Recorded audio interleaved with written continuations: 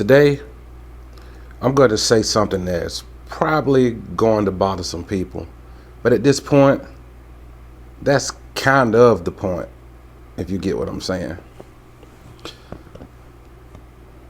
For a long time, when I looked at religious belief from the outside, especially the way people defended it online, I honestly started seeing it almost like a mental illness. Now, let me be clear before someone clips that one sentence and runs to the comments pretending they discovered journalism. I'm not saying every religious person is clinically, mentally ill, y'all. I'm not diagnosing strangers on the internet, and I'm not saying that believers are stupid. And I'm definitely not saying faith automatically means someone is unstable.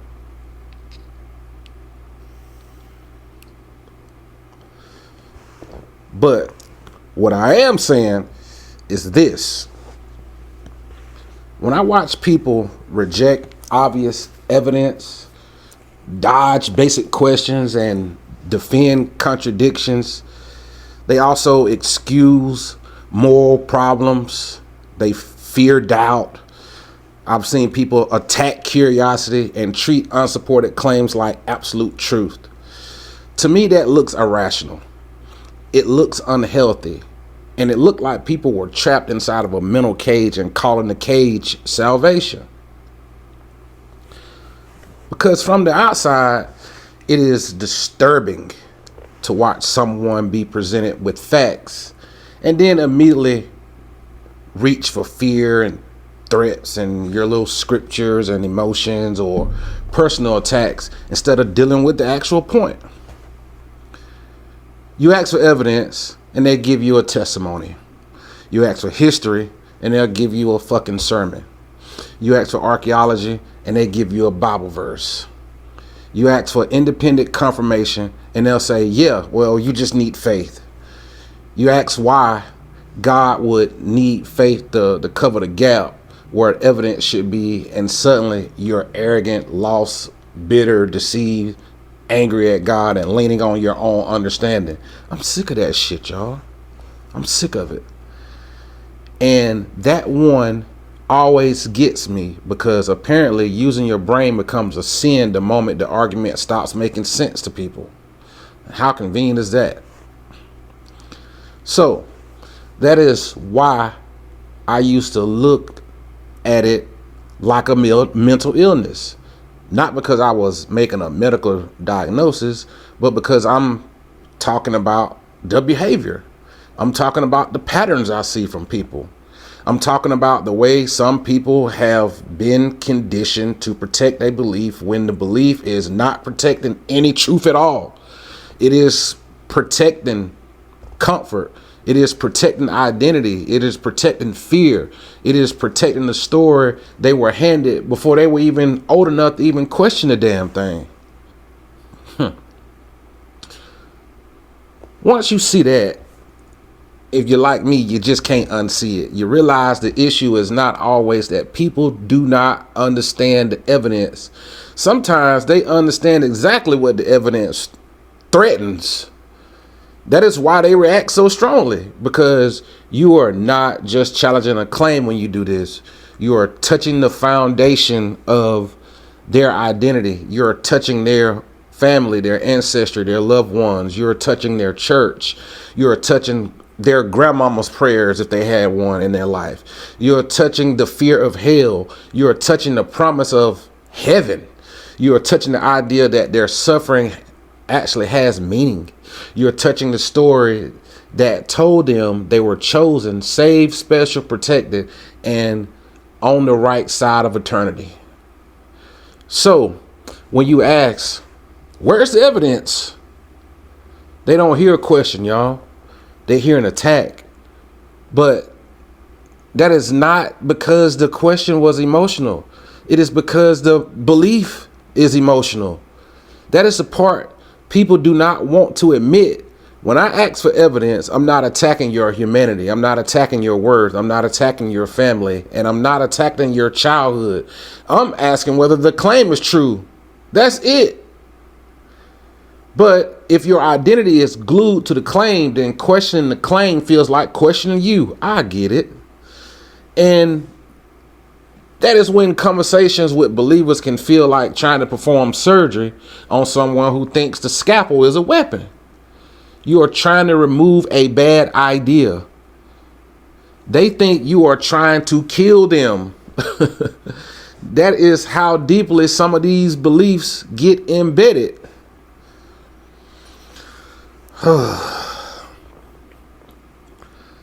This is why facts do not automatically change believers' mind, in my opinion. Because facts are not just landing on a blank page. Facts are landing on fear. Facts are landing on childhood conditioning. Facts are landing on community pressure. Facts are landing on the threats of hell. Facts are landing on years of sermons they've heard. Facts are landing on family expectations. And facts are landing on a mind that has been trained to treat doubt like danger. So, yeah, at one point I saw it like a mental illness. Because if someone in any other area of life said, I have no independent evidence for this claim, but I believe it with absolute certainty, and if you question it, you are morally corrupt, we would immediately recognize something unhealthy if that happened. But when religion does it, suddenly we just call it faith. That is the privilege religion gets. Religion takes behaviors we would question anywhere else and give them a sacred language. If a person said, I have an invisible friend who watches everything I do, listens to my thoughts, punishes obedience, rewards loyalty, and wants to organize my life around him, we would have questions. But if that invisible friend is called God, suddenly everyone is supposed to nod respectfully. If a person said, I believe a book written by ancient men is perfect and no amount of evidence can convince me otherwise, we would call it closed-minded. But if the book is called scripture, suddenly it becomes devotion. And if a person said, I believe my group is chosen by a supernatural power and everyone outside my power is lost, deceived, or inferior, we would call that dangerous tribalism. But if religion says it, suddenly it becomes theology. And see, to me, that's the problem. Religion has a way of making irrational behavior socially acceptable. And the more deeply someone is conditioned, the more they think the conditioning is wisdom. And that is what makes it so hard to break through, because they do not think they are trapped. They think they're saved. They don't think that they're afraid. They think that they're being faithful. They don't think that they're defending a belief system. They think that they're defending God. And once someone sees this, once someone thinks they are defending God, good luck having a normal conversation with them. Because now your evidence is not evidence, it is deception. Your question is not a question, it's rebellion. It's not honesty, it is a sin. And your skepticism is not critical thinking, it's you having pride. Not a belief has built in an immune system. Anything that supports the belief is from God. Anything that challenges the belief is from the enemy or Satan or whatever you want to call it. That is a psychological lockdown to me. And yes, I am saying it exactly like that. So if you get offended, oh well. Because if your belief system has to teach people to fear questions in order to survive, then maybe it is not true. Maybe it is control. If your belief system has to threaten people with hell to keep them from leaving, maybe it's not love, people. Maybe it's fear with a choir robe on. You ever thought about that? See, If your belief system has a call, doubt, a sin, maybe it is not confident. Maybe it's insecurity weighing across. And if your belief system collapses the moment someone asks for evidence, then maybe the problem is not the question. Maybe the problem is that your belief was built out of emotional glue and theological duct tape. Now, I know that sounds harsh. That is harsh, to be honest. But it is fair. Because I am tired of people acting like skepticism is the dangerous thing while they defend beliefs that teach children they deserve eternal punishment before they can even spell eternal. I am tired of people acting like asking for evidence is arrogant when they claim to know what the creator of the universe wants, thinks, hates, loves, commands, and plans to do after death. You want to talk about arrogance? Arrogance is not asking, how do you know? Arrogance is claiming to speak for God and then getting offended when someone asks for receipts. That is arrogance, people.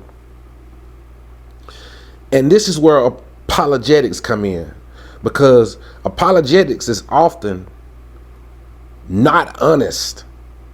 It's not an honest search for the truth. It's damage control, in my opinion. It is religious public relations. It is what happens when the conclusion has already been decided. And the conclusion is usually the Bible is true, God is real, Jesus rose from the dead, the prophecy was fulfilled, and the miracle happened. My doctrine is correct. My group is chosen. Now go find arguments to defend it. That is not a fucking investigation. That is a DA, a defense attorney, trying to get their client acquitted no matter what the evidence says. And honestly, a lot of apologetics work like an escape room. Every time you think you have cornered the argument, there's another little door they try to take. If archaeology seems to support the Bible, they say, see, the Bible is historically accurate. But if archaeology doesn't support the Bible, they say, absent of evidence is not evidence of absence. If science explains something naturally, they say God used science, but if science has not explained something yet, they'll say something like, this proves God. So prophecy looks like it was written after the event, they say. You just don't understand prophecy is what they come back with. And if the text contradicts itself, they say that is just your interpretation. If another religion has similar myths, they'll say something like, well, Satan copied God ahead of time. Of course, because apparently Satan had a publishing department, right? Yeah, right. That is not reasoning. That is belief protection. The conclusion is never allowed to lose. And if a belief cannot lose, then it is not being tested. It's being shielded and protected. That is why I say facts do not always work. Not because facts are weak. Facts are powerful. Evidence is powerful. Logic is even powerful. But facts only work on people who are willing to let reality correct them. If someone values comfort more than truth, facts become threats. If someone values belonging more than honesty, facts become attacks. And if someone values certainty more than accuracy, facts become relatively inconvenient. And if someone believes questioning can send them to hell, facts have to fight through terror before they can even reach any type of reasoning. That is not a normal conversation. That's like deprogramming. And I know some people don't like to hear that word, but what else do you call it when someone has been taught from childhood what to believe, what to fear, what questions are dangerous, who not to trust, what books not to read, what doubts to suppress, and what punishments awaits them if they leave? That ain't education. That's like religious conditioning. And education teaches you how to think, and indoctrination teaches you what you are allowed to think. And religion often calls indoctrination. Raising them right. Y'all say that all the time. Well, raise them kids right. No. Sometimes you are not raising them right. Sometimes you are just installing fear before the child has a chance to build critical thinking skills. Then when they grow up and can't question anything without panicking, everyone acts confused. No, that is the system working exactly how it's designed. It's how you brought them up. You taught them that doubt was dangerous. You taught them that outsiders were lost. You taught them that faith was virtue and skepticism was you having pride. You taught them that their own mind control could not be trusted. Then you are shocked when they struggle to think freely.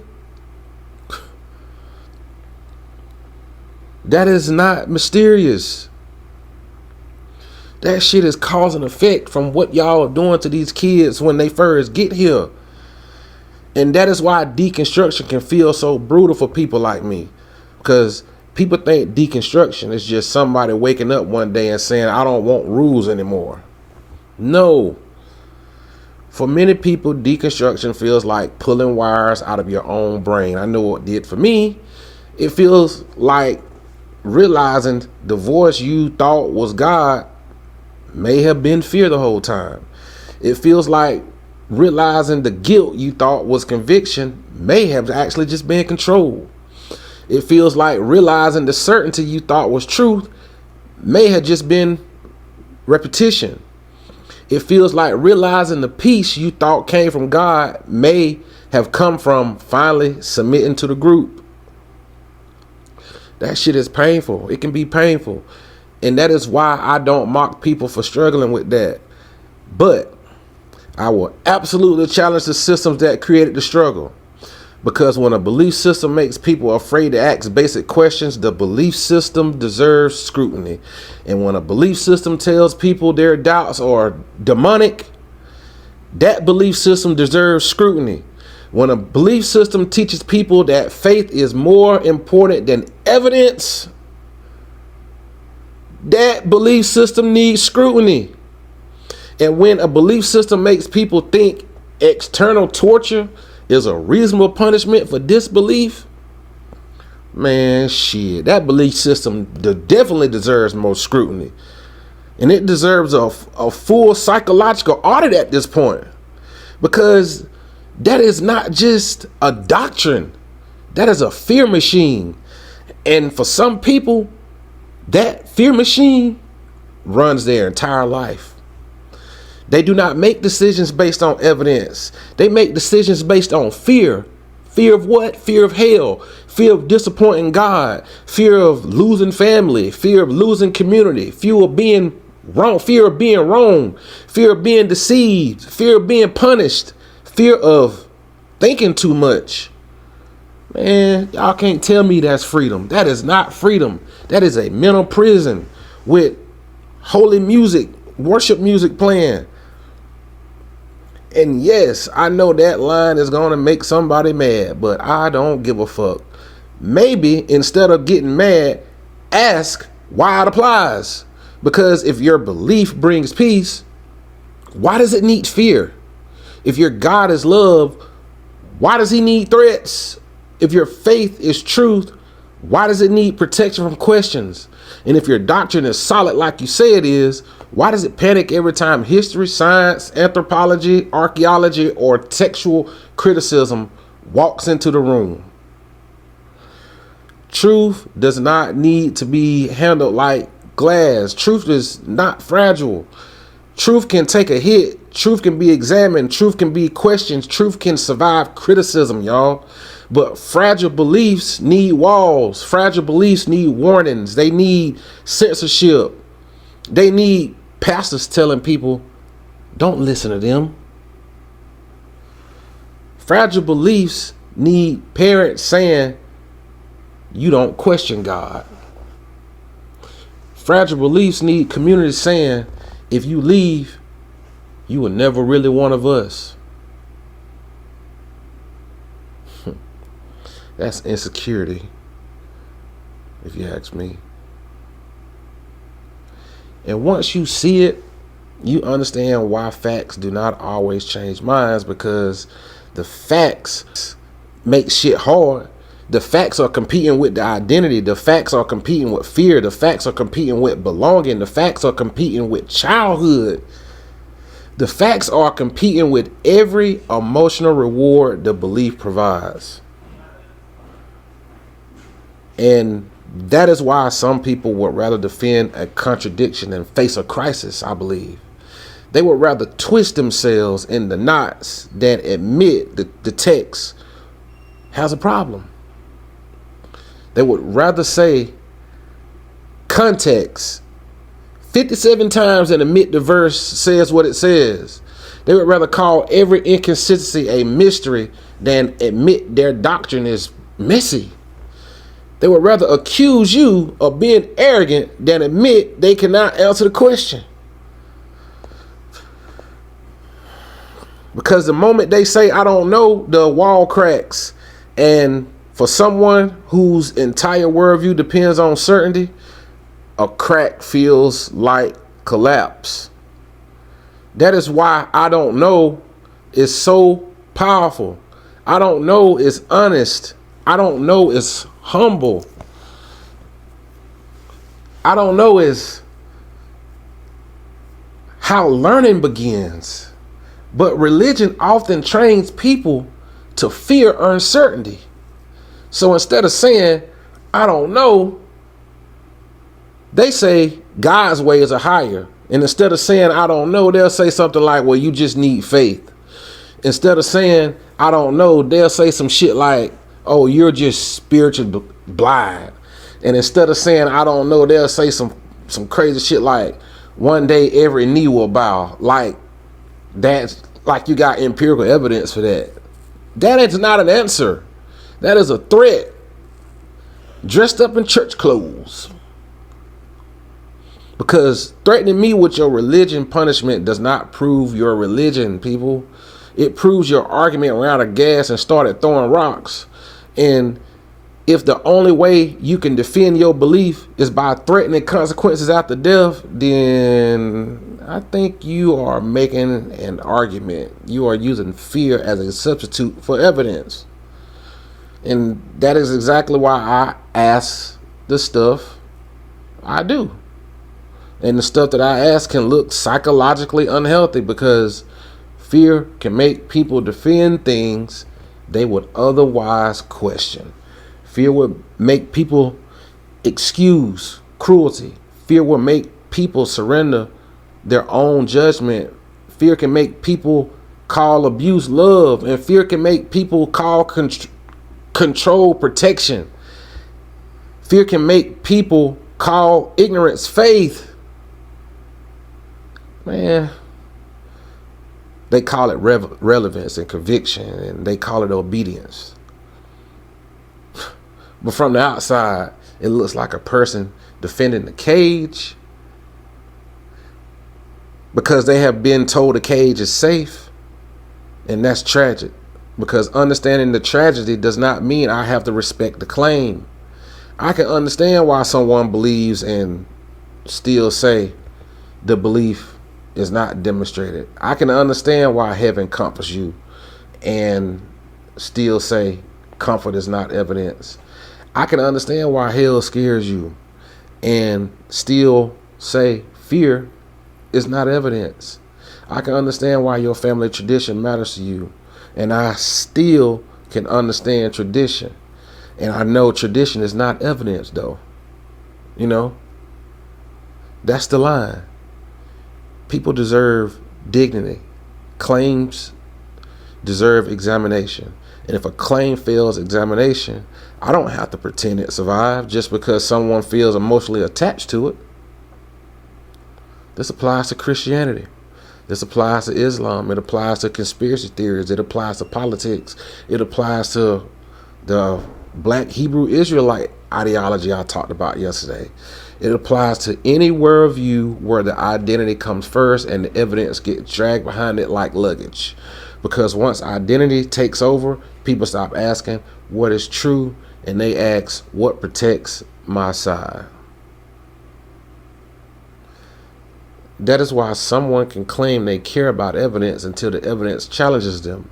Then suddenly evidence is worldly, scholarship is biased, and science is corrupt, and history is rewritten, archaeology is incomplete, and genetics is fake, and textual criticism is an attack.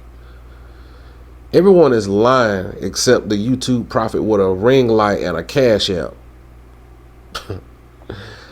Come on. At some point, we have to be adults. We cannot reject every tool that challenges you and then claim your belief is supported. Y'all hiding, bro.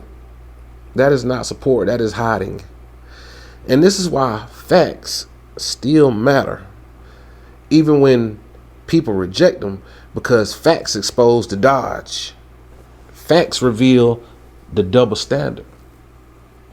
Facts show who is actually interested in the truth and who is just protecting a conclusion. When someone says the Bible is historically accurate and you ask, does that include the miracles? Now the conversation about to get real. When someone says prophecy proves the Bible and you ask, can you verify if it was written before the event? Now the conversation finna get real. When someone says my group is the real Israelites and you ask, what does anthropology, genetics, linguistics, and documented history say? Now the conversation get real, like it did yesterday on Instagram. And when they run from that, the running becomes evidence too. Not evidence that your claim is automatically right, but evidence that they are not willing to test theirs at all.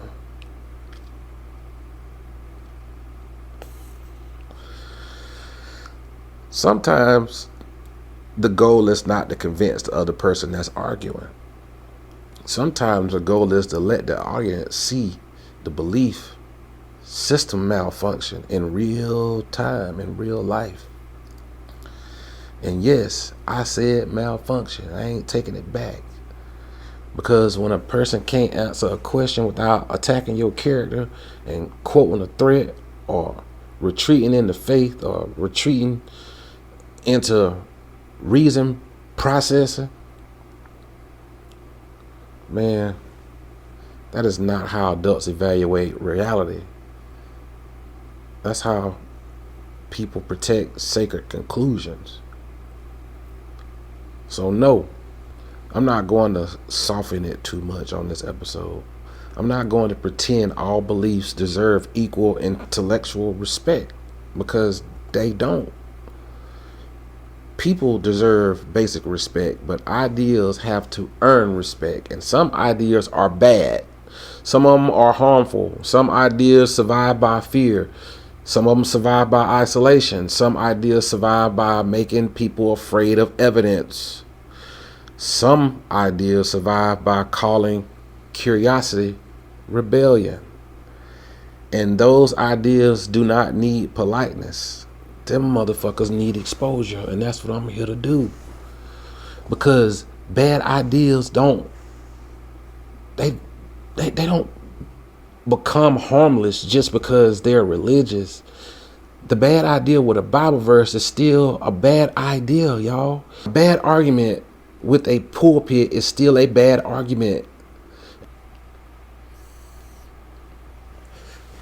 That is the part people hate, because religion has trained them to think criticism is persecution. But criticism is not persecution, y'all. Someone asking for evidence is not persecution. Someone rejecting your claim is not persecution. Someone refusing to treat your belief as fact is not persecution. That is just what happens when your private belief enters a public conversation. Now, I say this all the time. You can believe whatever you want. But once you claim it is true, once you claim it as historical, and once you claim it as scientific, and once you claim it should shape laws, morals, identity, and other people's lives, now it's time to open it up for examination, people. You don't get no free pass. And if an examination feels like persecution, maybe you have mistaken privilege for truth, and you need to check yourself. Because for a long time, religion has enjoyed the privilege of being protected from the kind of scrutiny everything else gets. Science gets questioned. History gets questioned. Politics definitely get questions. Medicines get questioned. Philosophy gets questioned. But religion gets to walk in and say, this is sacred. Okay, sacred to you. This shit is not immune to criticism, though. That's the difference.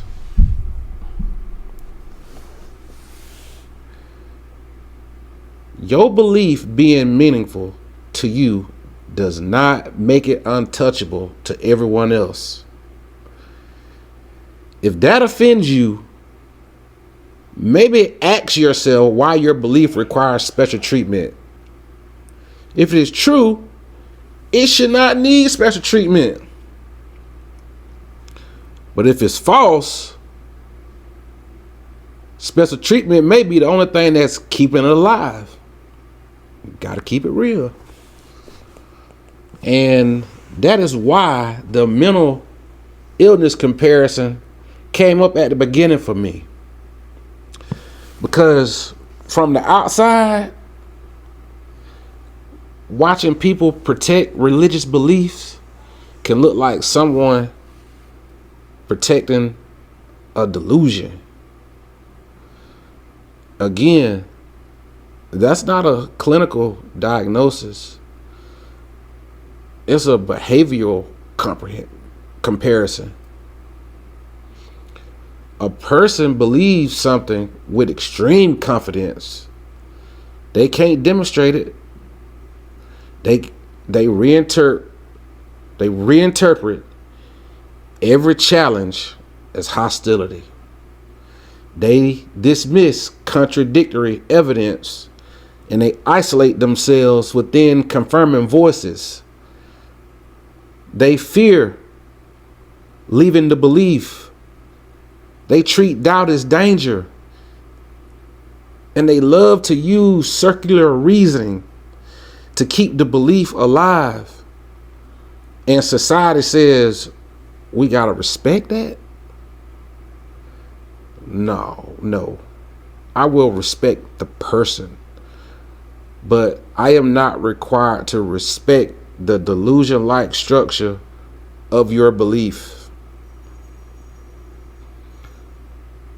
Because the second you say anything like this, people will say, I'm being mean. You're being mean, CJ. No. Mean would be me attacking someone for struggling. Mean would be mocking someone for trauma. Mean would be denying someone's humanity. That is not what I'm doing. I am attacking the belief system. I am attacking the mechanics of the belief system. I am attacking the part that teaches people to call fear love. I am attacking the part that teaches people to call obedience freedom, and calling doubt sin, and calling unsupported claims truth. People, that deserves to be attacked. Because people have lost years of their lives to fear-based beliefs. People have stayed in abusive churches because they were told that the submission was holy. People have hated themselves because they were told that their naturally humanity was sin. People have rejected family members because doctrine told them to. People have ignored science, history, reality, all because faith told them it was dangerous. People have lived terrified of hell because someone introduced eternal torture to them before they had the ability to critically evaluate anything. So yes, you damn right, I am going to be blunt because the damage is blunt. The fear is blunt. The control is blunt. The shame is blunt. So why does the criticism have to be soft as fuck? No. Why does my challenge have to tiptoe? Why does evidence have to whisper while doctrine gets to scream? No. We're going to call it what it is. It is what it is. If a belief system cannot survive honest questions, to me, I think it's fragile. If a belief system needs fear to keep people loyal, it is manipulative, if you ask me. If a belief system teaches people to distrust evidence, it is anti-intellectual. And if your belief system makes people afraid of their own thoughts, then that's psychological damaging. And last, if a belief system convinces people that the highest virtue is believing without evidence, then don't be shocked when skeptics call it unhealthy. Because it is.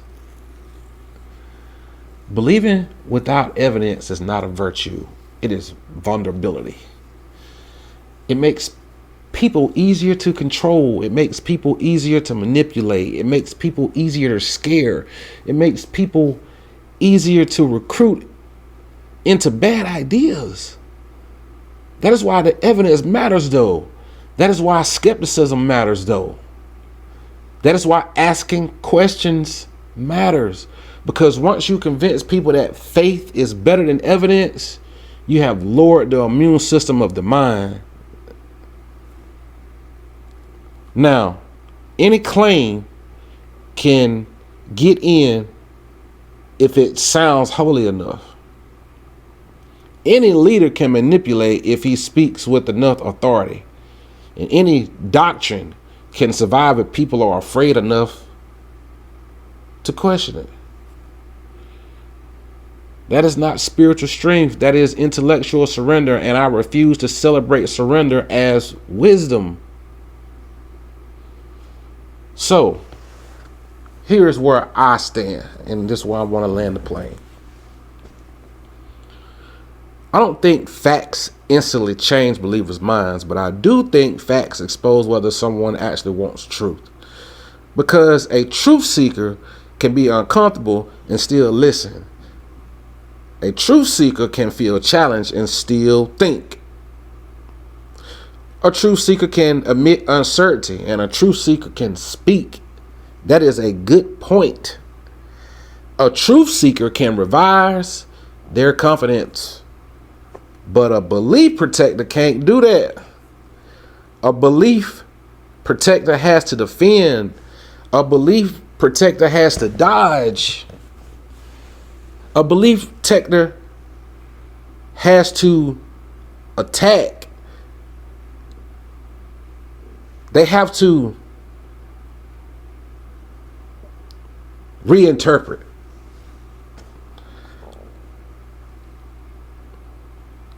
I also think that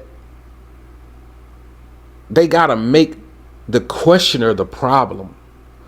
Because if the question is valid, the wall cracks. And that wall is everything. So the next time someone tells you, you just don't want to believe, my answer is very simple. And just tell them no. I just don't want to lie to myself. I don't want to call fear evidence. I don't want to call tradition proof. And I don't want to call emotional comfort truth. And I don't want to call a holy book self-verifying. I don't want to call circular reasoning deep theology. I don't want to call indoctrined wisdom. And I definitely don't want to call intellectual surrender faith. If that offends people, then so be it. But I would rather be offended by a hard truth than comforted by a beautiful lie. Because facts do not destroy truth. Facts destroy illusions. And if your belief is true, facts are not your enemy. And questions are not your enemy. And history is not your enemy. Science is definitely not your enemy. And textual criticism is not your enemy.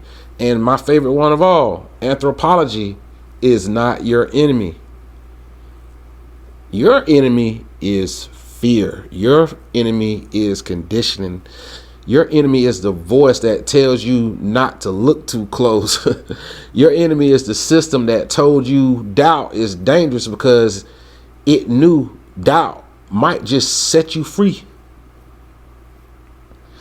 And that is the part I want people to hear. I'm not asking anyone to abandon truth. I'm not asking you to stop protecting beliefs that are afraid of truth. Because if a belief has to keep you scared, small, obedient, and suspicious of your own mind, maybe that belief is not saving you. Maybe it's just holding you hostage. And maybe the facts feel dangerous because somewhere deep down you already know the cage got a door.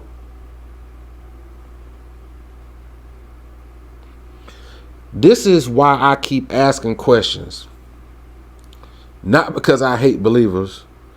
Not because I hate God or I'm angry at God. Not because I want to ruin anyone's peace. But because I know what it looks like when people confuse peace with captivity. I know what it looks like when people defend the very thing that keeps them afraid. I know what it looks like when people call the cage a sanctuary. And I'm not going to pretend anymore that is healthy just because it has a religious language around it.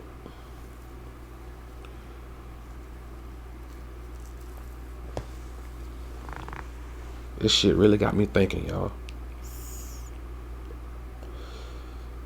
So, yes, facts may not change every believer's mind, but facts still matter.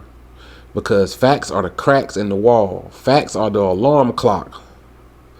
Facts are the mirror. Facts are the thing that says you may have been taught this, but have you actually tested it? And for some people, that question will feel like an attack.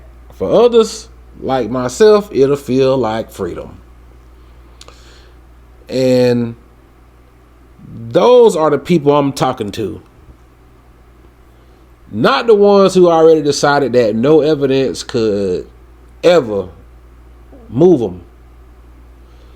Not the ones who think faith means never having to be honest. Not the ones who call every challenge demonic because they are too scared to examine their foundation. I'm talking to the person who is quietly wondering why the answers do not answer.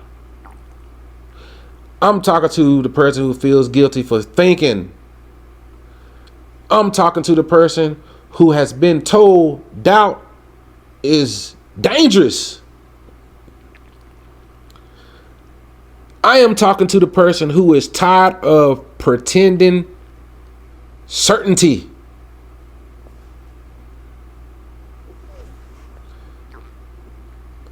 You're not broken because you ask questions. You're not evil because you doubt, and you're not arrogant because you want evidence. You are not lost because you refuse to call fear truth. You may be waking up. And waking up can feel terrifying when everyone around you is still defending the claim.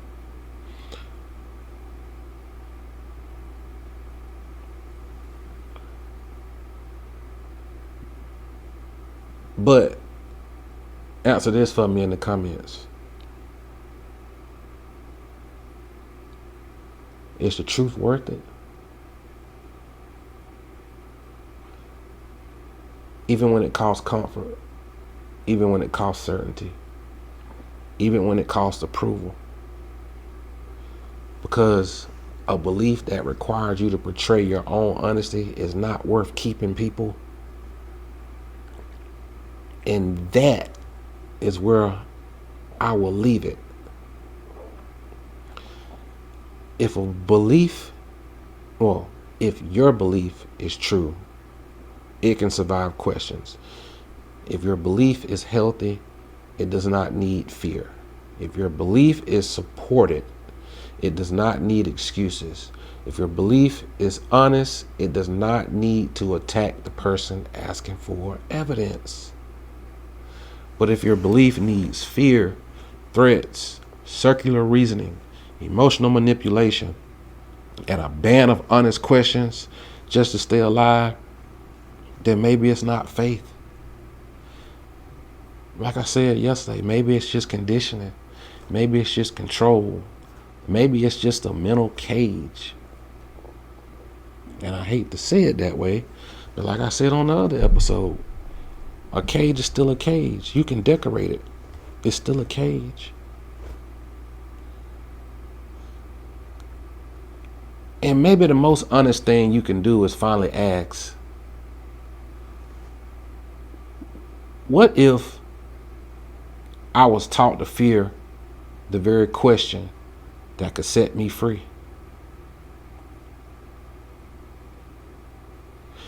Drop it in the comments on what you think.